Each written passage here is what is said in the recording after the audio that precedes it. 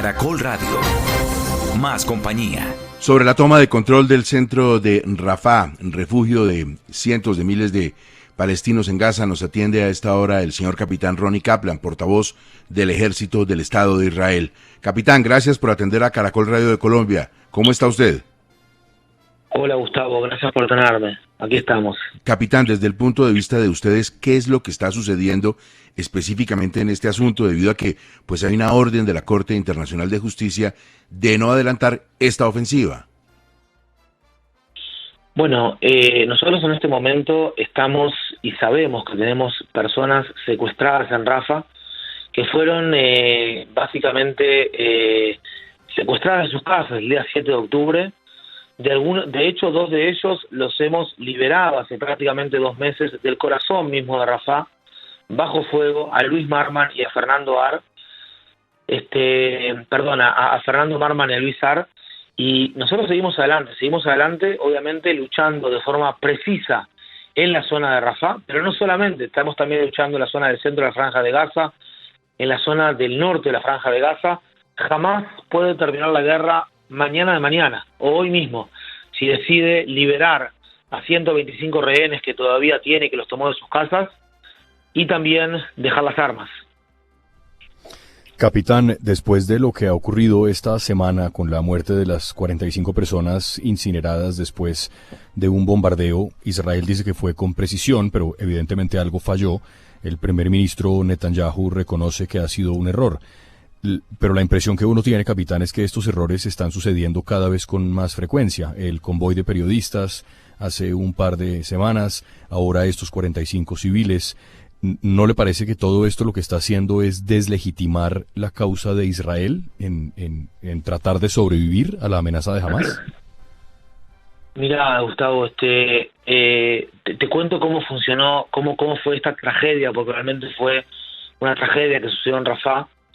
Nosotros el día sábado 26, o sea, este sábado pasado, hace 3 días, en horas de la noche, alcanzamos en el noroeste de Rafah la posición de Yasser Rabia, que es el jefe de gabinete de Hamás en Judá y Samaria, y de Khaled Nagar, que es un destacado terrorista de Hamás, en la zona de Tala Sultán. Antes de operar en este objetivo militar, se tomaron las precauciones para reducir el riesgo, como siempre se toman, para reducir el riesgo de dañar a civiles que no están involucrados en este conflicto. A nivel de vigilancia aérea, nosotros alcanzamos una estructura techada y cerrada. Verificamos 100% que no hubiera en las zonas civiles palestinos. Utilizamos 2 municiones precisas, idénticas. Es un explosivo que pesa 17 kilogramos y fue utilizado de forma satisfactoria en otras operaciones durante esta guerra. De hecho, son los explosivos menos pesados que pueden llevar estos aviones. Y como el resultado del golpe certero sobre este objetivo, estos 2 terroristas, es un objetivo legítimo según el derecho internacional humanitario, se desató un incendio que provocó lamentablemente víctimas civiles. Quiero ser muy claro, Gustavo, para Israel, ojalá hubiese 0 víctimas civiles en la Franja de Gaza.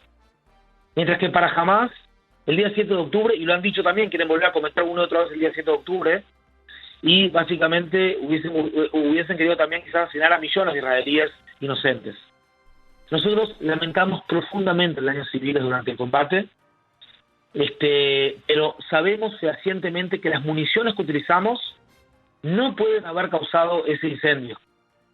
Estamos investigando en este momento y obviamente cuando tengamos más información le vamos a presentar de forma transparente qué fue lo que desató el incendio, pero una opción muy probable es que el incendio fue causado por estas explosiones secundarias de las municiones de Hamás que estaban escondidas cerca del sitio del ataque y básicamente nosotros no sabíamos que estaban escondidas allí esas municiones.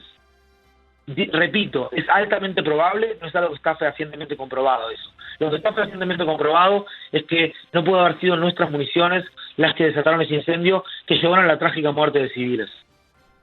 Hay Capitán, imágenes del incidente sí, perdón.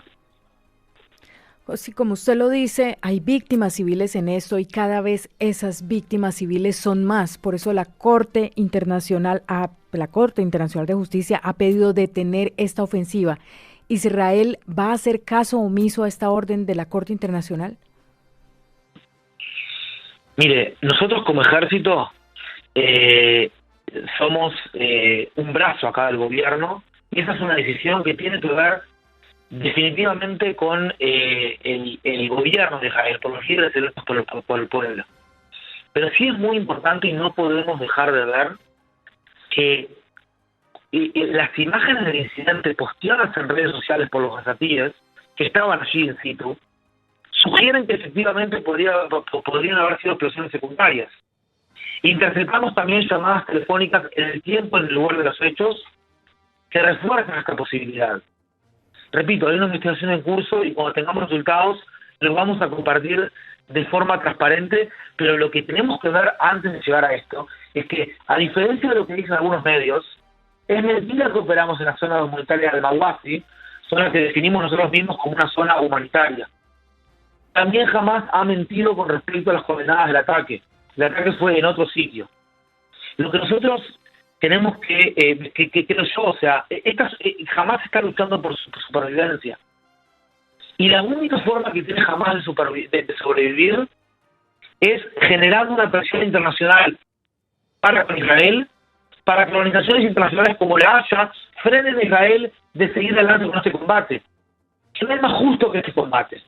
Hemos solicitado más de 50 millones de veces, 50 millones de veces a la población civil en Gaza, y en este caso en Rafah, que se muevan hacia la zona del Mawasi, y 1 millón de personas se movieron a la zona del Mawasi. La realidad acá que nosotros estamos absolutamente comprometidos con el derecho internacional humanitario, luchamos según los estándares del derecho internacional humanitario, y si hay acá un error, si hay acá algo, claro, las vidas humanas no se pueden devolver, y nosotros somos tan sensibles como todo el mundo occidental por estas vidas humanas. Que no tiene sensibilidad por estas vidas humanas es el Hamás. Un Hamás que se mimetiza y se esconde dentro de la población civil.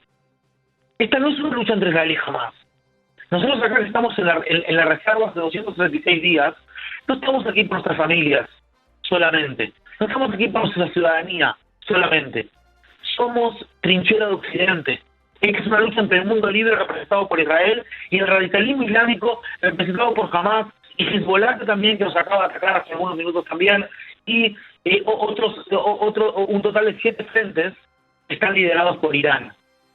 Entonces, básicamente, si nosotros queremos analizar esta guerra con fotos, el mundo libre está perdido. Perdimos. Vamos a perder contra el terrorismo. Si nosotros queremos analizar esta guerra con datos y queremos ver que Israel hemos alcanzado la posición de 14.000 terroristas en la Franja de Gaza. Nosotros no hemos dado un número de personas que han muerto en la Franja de Gaza porque no lo tenemos. Ojalá fuesen 0 civiles. Dios quiera que fueran 0 civiles. Pero es muy difícil cuando el terrorista está absolutamente mimetizado dentro de la población civil y su infraestructura también. Pero si uno analiza esta guerra con datos, con respecto a otras guerras urbanas en el siglo XX, en el siglo XXI, va a ver que el porcentaje de civiles que mueren en la Franja de Gaza es el menor. En la historia de estas guerras, Naciones Unidas habla que en las guerras urbanas mueren un 90% de civiles. Ese es el dato que tiene Naciones Unidas. Capitán, ¿qué número de soldados de Israel han sido sancionados por errores o excesos?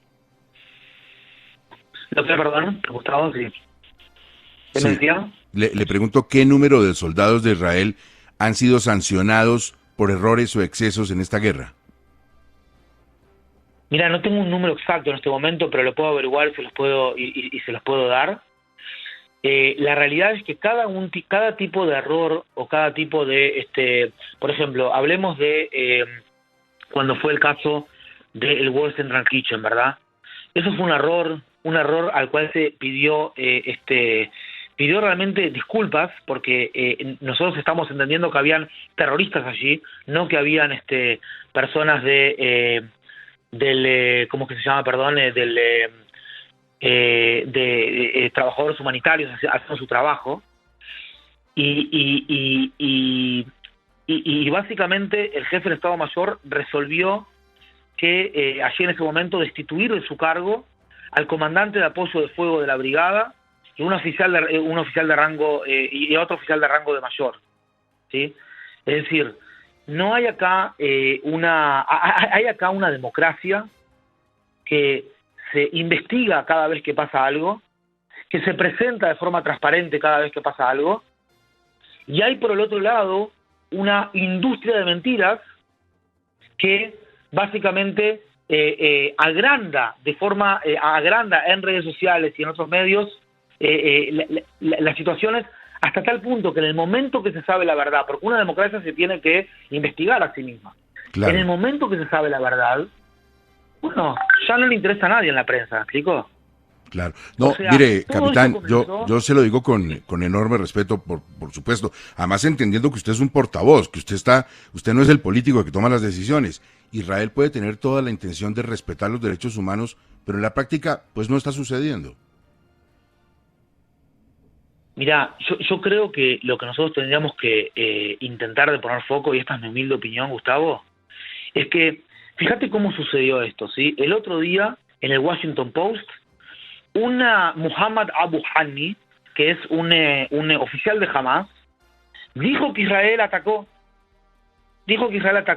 una zona que es mentira, o sea, dijo que Israel atacó en Al-Mawasi, la zona humanitaria. Israel no atacó allí. O sea, y de eso surgió todo, y de eso surgió todo esto. Obviamente que en las guerras mueren seres humanos, pero nosotros, si hay alguien que no está respetando los derechos humanos aquí, si hay una parte que es genocida en este conflicto, es solamente el Hamas. Nosotros preferiríamos ni siquiera no estar en esta guerra. Una guerra que comienza en un momento en el cual Hamas estaba, en un momento en el cual Israel estaba haciendo la paz con otros países de la región. Es ahí cuando Hamas desestabiliza la región. Y si ustedes se fijan, abiertamente dicen los terroristas de Hamas y los líderes de Hamas, lo que pasó el 7 de octubre nosotros lo queremos cometer una vez y otra vez y otra vez.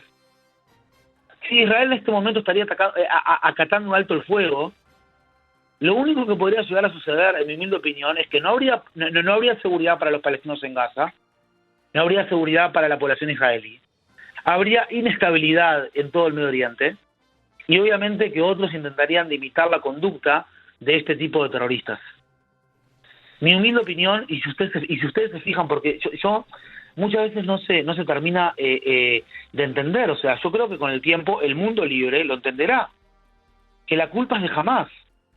La pregunta es si ahora nosotros frenamos a Israel, que es la trinchera de Occidente, y se terminó esta guerra, y después necesitemos millones de víctimas para intentar luchar contra este eje del mal. ¿Acaso la población en Colombia sabe que en la Franja de Gaza no hay libertad de expresión, no hay libertad de prensa, no hay libertad de culto, no hay ningún tipo de libertad? ¿Qué tenemos como Occidente si no cuidar estas libertades? O sea, siempre hay un precio para derrotar al mal. Ese precio es altísimo hasta tal punto que le digo, una persona como yo, padre de familia, nos fuimos de la casa ya 7 meses y medio, y por mí voy a estar acá 7 años y medio. Es un precio durísimo.